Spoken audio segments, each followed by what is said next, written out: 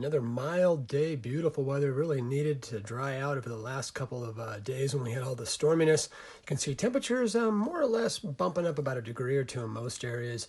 Most areas, though, staying on the mild side. Winds are fairly light and not really of any consequence. And again, temperatures mild for the most part, which is for this time of year, seasonal on the cool side. And you can see wind gusts, not really a problem. We might get a slight offshore breeze tonight and into tomorrow morning.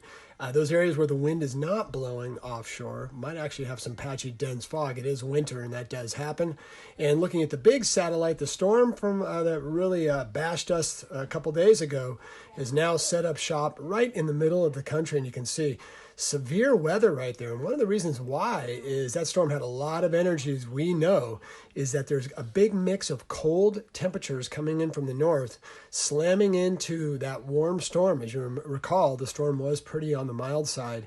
And boy, some severe weather, kind of a real, not such a good thing for Christmas time right there. And also really not much in the way of winter weather. Look at the eastern half of the country. White Christmas, not so much. Western, yes, in the upper Rockies and the higher elevations. But overall, we're kind of mild this year, and snow is a little bit on the sparse side as far as the desire for a white Christmas. But overall, Christmas looking pretty good on our satellite. The storm door is still well open. It's just a little closed for us as everything stays well to our north. Some marine layer out there, and of course some passing mid and upper level cloudiness at times.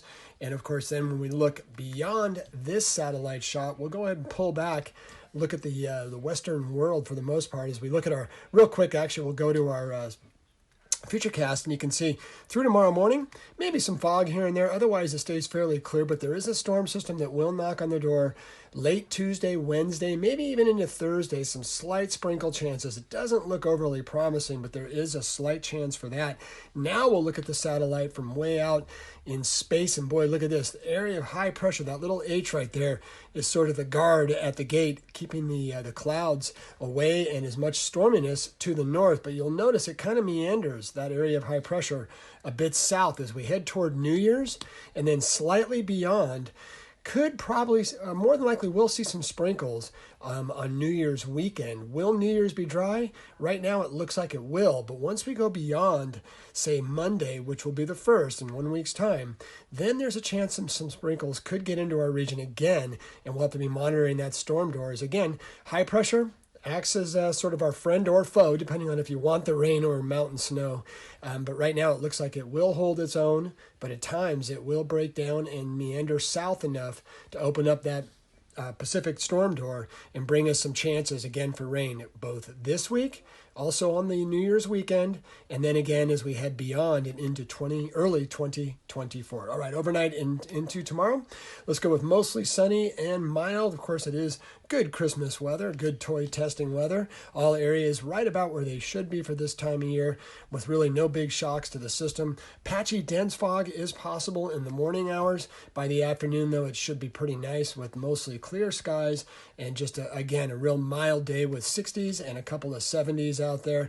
Also been looking at the surf. We have a lot of wave energy out there in the Pacific Ocean, and surf is up right now. Will stay up through about Tuesday, maybe even beyond that. We also have a new full moon, and that means tides at about 7:30 tomorrow will be really high, so the beaches could be flooded. Watch out for that with a high surf advisory and surf notifications up and down the entire coast. And again, 6-foot plus high tide over the next few days. Watch out between about the hours of 6 and about 10 a.m. Mostly sunny for Santa's activities, and slight chances do pop up for the Santa Barbara South Coast all the way through next week. Here and there, nothing real threatening, definitely not like what we just saw, but there is a slight chance out there that a sprinkle will sneak in, and especially the farther north you go over the next couple of days. And then as we head toward next weekend, again, we're looking at those slight chances as we go into the weekend and possibly into very early 2024, as Sunday will be the last day of 2023, as you already know.